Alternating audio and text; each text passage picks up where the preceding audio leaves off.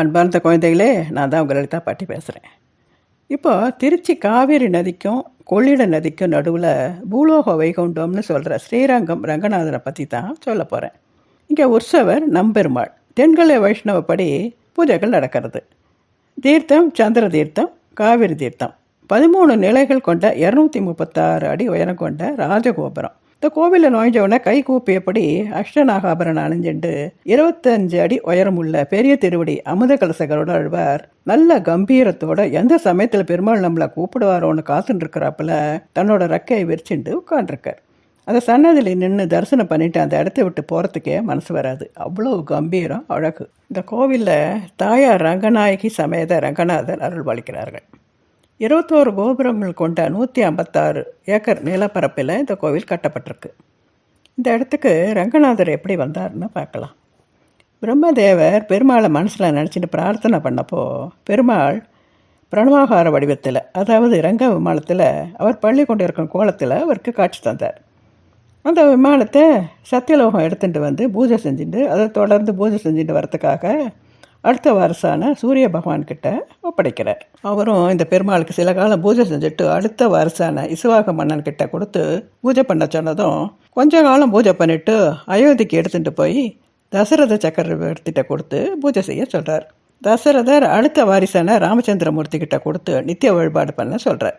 இப்படியே தலைமுறையாக வந்து கடைசியில் ராமன் கிட்ட நிரந்தரமாக இருந்து பூஜை புனஸ்காரங்கள் சிறந்த முறையில் நடந்துட்டு வந்தது. ராமர் பட்டாபிஷேகம் முடிஞ்ச கையோட விபூஷணன் இலங்கைக்கு புறப்பட தயாராகிற சமயத்தில் இவர் செஞ்ச உதவிகள்லாம் நினச்சி பார்த்துட்டு தன்னோட உடன்பிறவா சகோதரனுக்கு ஒரு நல்ல சன்மானம் கொடுத்து அனுப்பணும்னு தீர்மானம் பண்ணி அவர் பூஜை செஞ்சுட்டு வர ரங்க விமானத்தை அன்பு பெருசாக கொடுத்து இது போகிற வழியில் எங்கே கீழே வைக்காமல் இலங்கைக்கு எடுத்துகிட்டு போய் நித்திய பூஜை செய்யன்னு சொல்லி கொடுக்குறார்.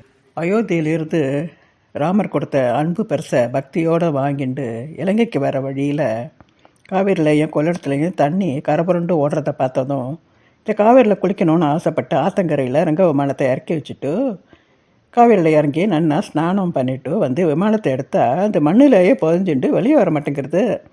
அப்போ தான் அவருக்கு ராமன் சொன்னது நினைவுக்கு வந்தது. நாம் தப்பு பண்ணிட்டோமே அப்படின்னு. சரி, இந்த பெருமாள்கிட்டே கேட்டு பார்க்கலாம்னு ராமர் சொன்னதை சொல்லி தெரியாமல் கீழே வச்சுட்டேன், தயவு பண்ணி என்னோட இலங்கைக்கு வாங்கன்னு பரிவோடு அழைக்கிறான். அதுக்கு பெருமாள், இந்த காவேரி தாய்க்கு உனக்கு துணையாக எப்போதும் உன் பக்கத்திலேயே இருப்பேன்னு சத்தியம் செஞ்சு கொடுத்துருக்கேன். அதனால் இந்த இடத்த விட்டு வேற எங்கேயும் வர முடியாது. நான் இங்கே சயனச்சிண்டு இருந்தாலும் என்னோடய பார்வை உன்னோட இலங்கையை பார்த்து தான் இருக்கும்னு சமாதானப்படுத்தி அனுப்புகிறார். அதனால தான் ரங்கநாதர் தெற்கே இலங்கையை பார்த்துட்டு வடக்க கால் வச்சுட்டு சயன கோலத்தில் பக்தர்களுக்கு காட்சி தரார். இவர் சயன கோலத்தில் இருந்தாலும் காலணி அணிஞ்சுட்டு இருப்பார். அது 6 மாதத்தில் தேஞ்சு போயிடுமா. உடனே அந்த காலணிகளை கட்டிட்டு புது காலனி போட்டு விடுவாளோ. எப்போதும் சயனத்திலேயே இருக்கிற பெருமாளுக்கு காலனி எப்படி தேயறதுன்னு யாருக்கும் தெரியாத விஷயமா இருக்குது. இந்த காலனிகளை ஜோடியாக ஒரு இடத்துல கொடுத்து பண்ண மாட்டாளாம். ஒரு ஊரில் ஒரு காலனி, இன்னொரு ஊரில் இன்னொரு காலனின்னு செஞ்சுட்டு வர காலனிகளை பெருமாளுக்கு திருவடிக்கு போட்டு பார்த்தா அளவு சரியாக இருக்குமா. தேஞ்சு போன பழைய காலனிகளை கொட்டாரத்தில் வச்சு பாதுகாத்துட்டு வர. இந்த கோவிலில் சக்கரத்தாழ்வார் கோவில் ரொம்ப பிரசித்தம். நம்ம வாழ்க்கையில் என்ன கஷ்டங்கள் வந்தாலும் சனிக்கிழமை தோறும் இவரை வழிபட்டு வந்தால் நம்ம கஷ்டங்கள்லாம் விலகி ஓடிடும். இந்த கோவிலில் திருமங்கை ஆழ்வார் 1000 மண்டபம் கட்ட முயற்சி பண்ணி அந்த பணியை ஆரம்பித்து 951 தூண்கள் கட்டப்பட்ட நிலையில் நின்று போயிடுது. அதனால் வைகுண்ட ஏகாதசி கொண்டாடுற சமயத்தில் மணல் வெளியில் மரத்தால் செஞ்ச 49 தூண்களை சேர்த்து 1000 மண்டபமாக மாற்றி அதில் பெருமாளை எழுந்திருட சொல்கிறா. இதுக்கு கொட்டகை பந்தல்னு சொல்லுவாள். மார்கழி மாதம் வர ஏகாதசியை வைகுண்ட ஏகாதசி ரொம்ப சிறப்பாக பண்ணுவாள். ஏகாதசி திதிக்கு முன்னால் வர 10 நாள் ஆராதனை பண்ணி பகல் 10ன்னும் ஏகாதசி அடுத்து வரும் 10 நாள் ராத்திரியில் ஆராதனை பண்ணி ரா 10ன்னும் உற்சவம் கொண்டாடுவாள். அதில் ரா 10 8ஆம் நாள் வேடுபெரு உற்சவம் சிறப்பாக நடக்கும். 10 நாள் பகல் 10 முடிஞ்சு 11ஆம் நாள் ஏகாதசி அன்னைக்கு பெருமாள் பரமபத வாசல் வழியாக வந்து 1000 மண்டபத்தில் பக்தர்களுக்கு காட்சி தருவார். ஏகாதசியிலிருந்து 9 நாளைக்கு பரமபத வாசல் திறந்துருக்கும். இதை சொர்க்க வாசல்னு சொல்லுவாள். பக்தர்கள் எல்லாரும் சொர்க்க வாசப்படியை முதிச்சுட்டு மேலே சவுத்தில் இருக்கிற பள்ளியை தரிசனம் பண்ணிட்டு வந்தால் ரொம்ப புண்ணியம். திறந்துருக்கிற 9 நாளில் ஒரு நாள் போய் சொர்க்கப்படி மிதித்தாலும் 9 நாளைக்குமே போய் மிதித்தாலும் புண்ணியம் சேரும்.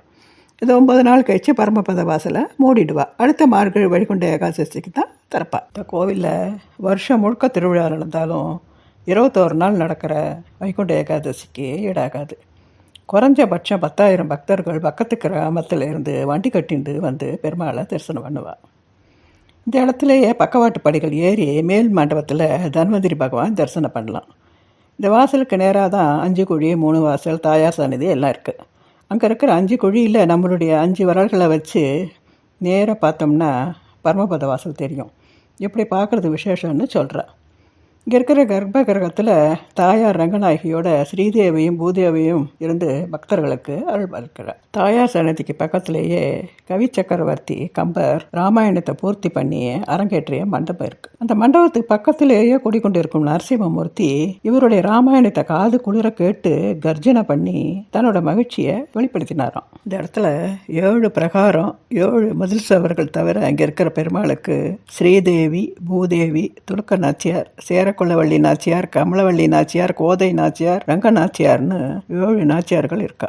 இன்னும் உயிரோடு இருக்கார் நம்பப்படுகிற ராமானுஜருக்கு தனி சன்னதி இருக்குது. இவர் சொன்ன ஆகம வேதிப்படி தான் பூஜைகள் நடந்துட்டு வருது. ஒரு சமயத்தில் பலத்த புழுதி காத்தடிச்சு இந்த கோவில் கோபுரம் மண்ணுக்குள்ளே புதைஞ்சு போயிட்டான். கொஞ்ச காலத்துக்கு யாருக்குமே தெரியாமல் இருந்த சமயத்தில் ஒரு கிளி தர்மவர்மன் சோழன்கிட்ட வந்து, நீ இருக்கிற இடத்துல அவர் கோவில் புதைஞ்ச கிடக்கு, அதை வெளியில் எடுத்து ஆராதனை பண்ணுன்னு அவர் காதில் விழுற மாதிரி பலமாக சொல்லித்தான். அது சொன்னபடி அந்த இடத்த தோண்டி பார்த்தா கோவில் விமானம் வெளியில் வருது. கோவிலை மீட்டு கொடுத்த கிளியை மறக்காமல் இருக்கிறதுக்காக கோவில் மண்டபத்திலேயே ஒரு கிளியை வளர்த்துட்டு வரா. அந்த மண்டபத்துக்கு கிளி மண்டபம்னு பேர். ஆழ்வார்கள் ஒவ்வொரு திவ்ய தேசங்களுக்கு போய் அங்குள்ள பெருமாளை புகழ்ந்து பாடின பதிகங்கள் 10ஆம் நூற்றாண்டிலேயே வாழ்ந்த நாதமுனிங்கிறவர் ஒன்னா தொகுத்து 4000 திவ்ய பிரபந்தமாக நமக்கு கொடுத்துருக்கார். இங்கே நடக்கும் அரையர் சேவை உற்சவத்தில் ஆழ்வார்கள் போல் அலங்காரம் பண்ணிட்டு 4000 திவ்ய பிரபந்தம் பாடி அதுக்கேற்ற மாதிரி அபிநயம் பிடிச்சி நடனம் ஆடுவார். இதை பார்க்கறதுக்கு பக்தி பரவசமாக இருக்கும். இந்த உற்சவம் பகல் 10 ராப்பத்துன்னு 20 நாள் நடக்கும். இதுக்கு அரையர் சேவைன்னு பேர். இன்னும் இந்த கோவிலை பற்றி நிறைய சொல்லிகிட்டே போகலாம். சரி, இப்போ ஸ்லோகத்துக்கு போகலாமா? ஆனந்த ரூபே, நிஜபோத ரூபே, பிரம்மஸ்வரூபே, ஸ்ருதிமூர்த்தி ரூபே, சசாங்க ரூபே, ரமணீய ரூபே, ஸ்ரீரங்க ரூபே, ரமதாம் மனோமே.